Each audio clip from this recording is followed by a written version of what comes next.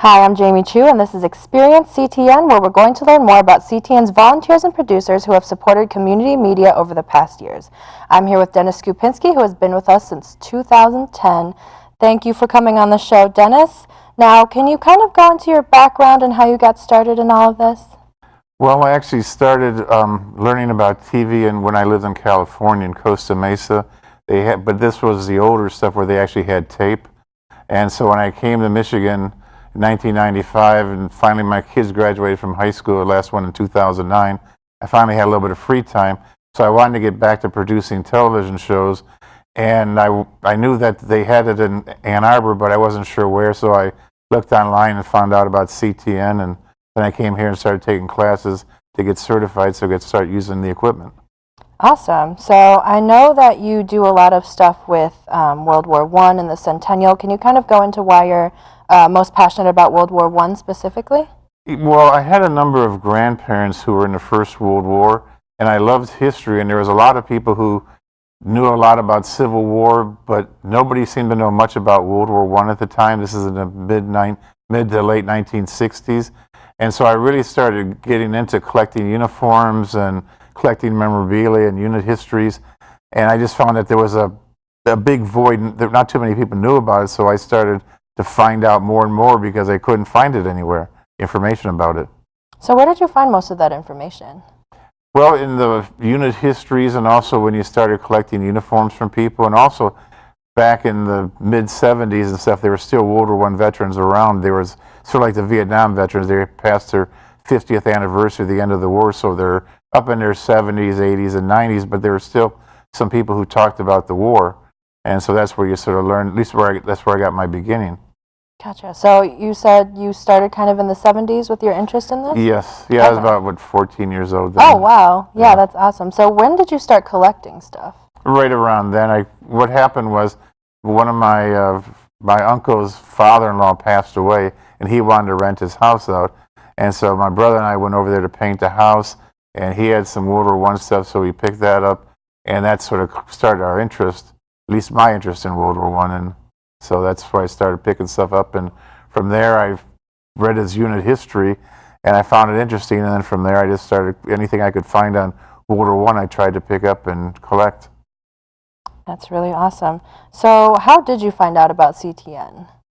Well, I looked online and I found out about the website from the annarbor.gov, and so then I knew they had a television station, so then I found out about the CTN, and then I looked online and they had classes that you could sign up for, and I came over here and visited and found out what the route you had to go through. You had to take the basic class, and you had to take the more advanced ones in cameras and editing and stuff.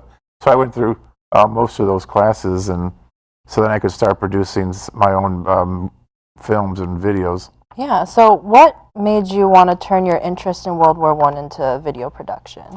Well, at the time I was in sales and marketing, and the internet was becoming a big thing. People were going from televisions for entertainment to computers and then cell phones and stuff. And I didn't really like books, because books you could write about something and put one picture in it. But if you do a video, you could not only talk about it, but also show it from all the different 360 degrees and show it, all three dimensions of it. And then plus it was in color, so there was just a lot more you could do with it. And if you want to tell a story about historic things, I think it's really important to be able to show people what you're talking about and be able to point it out as opposed to writing a book. Right, yeah, because there's not much dimension to just reading something on a page. All right, so can you kind of go into more specifics what programs you've been involved with at CTN? Yes, most of my time has been spent with Michigan's World War I Centennial News Report, but I've also done some other things such as Washington County Metro SWAT, which was, one Christmas, over by where I lived, they had the SWAT team come out, not just the SWAT team, but it seemed like the whole Washington County SWAT apparatus came out. And so I videotaped and took pictures of that. And then I also did when the Freedom Train came to Ann Arbor, because I found a record at the Kiwanis Club, and it was about the Freedom Train, and I looked it up online and found out the Freedom Train came in August of 1948. So then they had some pictures at the Ann Arbor Library. Oh, wow. And I took some of those plus some Freedom Train video and pictures and stuff and put it together and make a movie about the Freedom Train. That's awesome. And the Freedom Train, just so everybody knows, is Harry Truman sent it out in 1948 with the documents like the Declaration of Independence, the Constitution, and things like that, so people in America could see these, right, who normally wouldn't get a chance to go to Washington, D.C. Mm-hmm. Awesome. Okay, well, since we talked about your program a little bit, let's have a look at what you've done.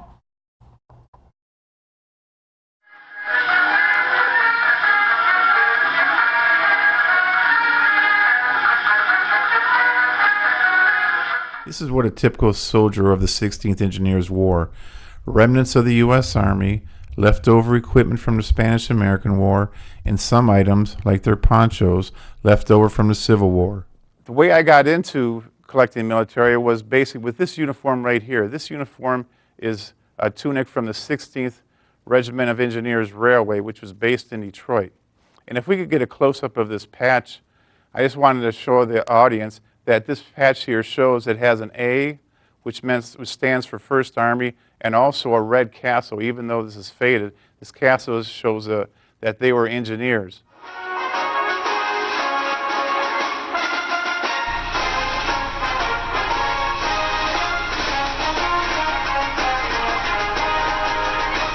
Our job was to build and destroy airstrips, basically, even though we had infantry training. All the guys were trained as a group to do everything. So we could operate a bulldozer, or grader, or roller, or drive a truck. One of the most unusual features of the coal house is the brick outhouse. You've always heard the expression, built like a brick outhouse. Now you have seen one. Finally, I'd like to give you a sneak preview of a project that Matt Van Acker from Save the Flags is working on. It features Michigan's World War I battle flags.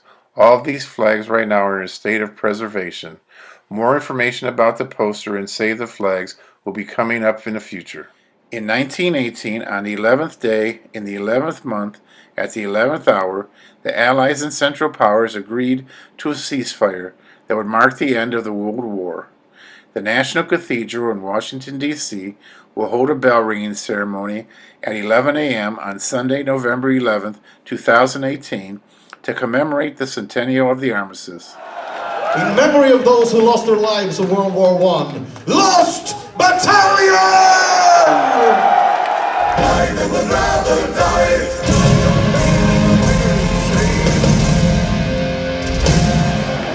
Are introducing more people to history, and especially to the history of the First World War. We would like to thank you and hope that you continue to write and perform songs about the Great War and beyond. All right, that was great. So can you kind of take us through the process of putting one of these programs together? Yes, when I put my World War I Centennial News Report together, I start off with an idea, and it's usually I try to either do something historically or something that's going on right now for the World War I Centennial. Mm-hmm. And so that takes about 80% of the time. And then I also add in there what's going on in Michigan, such as any updates or anything like that, and if there's anything going on nationally or any other events. So that's, and basically it takes me, and also I put in what happened 1 century ago. Mm-hmm. So you have a little perspective of 100 years ago, this was going on not just in the war, but in the world. Okay. So that you can see that they're talking about sometimes they had race riots or women marching on the White House for the vote or whatever. You get an idea that, 100 years, what things were like back then, right, and what it's like now. Okay, that's really cool. So I understand that you took classes and kind of produced through us for a little while, and then you started to get more comfortable and you started producing at home exclusively. So can you kind of tell us a little bit about that? Yeah, well, basically I started off editing everything here because I didn't have money to buy a Mac and the equipment. Yeah. And then after a couple of years, I saved up my money and was able to get a Mac, and then I could start producing things at home. But then by that time, I already knew how to do a lot of the stuff in Facebook, or not Facebook, but in Final Cut and also in iMovie, and how to do editing and stuff. So then I could, and every once in a while I'd still run into problems, which I'd have to come back into here and they'd show me how to do things. So. Right. All right. So why do you think it's important to share your knowledge about World War I with the Ann Arbor community? Well, I think it's important because a lot of people don't know about this period in time. And what's important about this period in time is Michigan before World War I was an agricultural, forestry, and mining economy. After World War I, they became manufacturing and engineering, and like companies in Ann Arbor grew 3 to 4 times during that period. And it was just something that really changed people's lives. Before then, we had a very small black population and hardly any diversity. After World War I, we had a lot of people coming from the South. We had more migration from Eastern Europe and from other places. So that created a whole socioeconomic change. Our economy changed, and then Michigan became known as basically the Motor City. Right. And so that we became famous for that. So it's one of these things where you can trace most of this stuff back to that period. And so without learning about why this happened, you really can't understand some of the things that went on later, like in the 60s when you have these culture clashes because all these different cultures had to be pushed in together, and then they have offspring and they raise their kids, and you get all sorts of messes. Right, exactly. So let's see. Can you talk about how the Michigan World War I Centennial Commission started? Yeah, it started with an idea that back in 2012 I wanted to get involved with people that had the same ideas that I did, or to network. And so I looked through Ann Arbor Observer and other things. I couldn't find anybody who was really doing anything with the First World War. So I just went to the Michigan Historic Commission and tried to see if they had a Centennial Commission, and they didn't. So then I sort of, picked that hill to stand and fight my battle. And I mean, everybody thought it was a great idea, but I didn't have a champion. So then it became the Historic Society was waiting for the governor to do something, and the governor was waiting for the legislature and the Historic Commission to do something. So I was sort of like, okay, well, this is my battle. I'll pick up the flag and charge with it. That's awesome. Can you kind of talk about how CTN helped you along the way? Yeah, one of the things it did was allowed me to make these videos, which allowed me not only to tell my story, what I wanted to show people about the First World War and how important Michigan was to it, but we could talk about individuals from it, and also talking about events. Like a couple of years ago, there was a doctoral student who did a presentation at the Michigan Museum of Modern Arts, and it was called Mine More Coal. Her name was Anja Gamble. And one of the things she did was she took a number of posters that were donated to the museum and had them framed and put them up in a collection, and then had her story about during the First World War, because we had so many Eastern Europeans over in the United States and also in Southeast Michigan, that they were worried about these people, whether they were going to be Americans first or they're going to be like from Russia, or not from Russia, but from Germany or Austria-Hungary. And so they wanted to make sure that these people remembered they were Americans first. And so they had all these posters to remind them about, you're an American, and they printed them actually in like 7 or 8 different languages. Just to make sure everybody knew that this what American meant, such as, are you patriotic? And they had different things you could do. They had, to show the immigrants coming over on a boat with a Statue of Liberty and stuff like this. They're trying to explain to them why they were here, to make sure that they still became loyal Americans. Right. So I understand that you have a lot of World War I memorabilia. Can you kind of tell us how you got most of your collection, where it came from, stuff like that? Yeah, I have about, out at the Michigan Military Heritage Museum in Grass Lake, there's 30 of my mannequins on display from over 12 different countries. That's in our temporary display, and then there's probably another 5 or 6 in the back, such as nurses and some other people.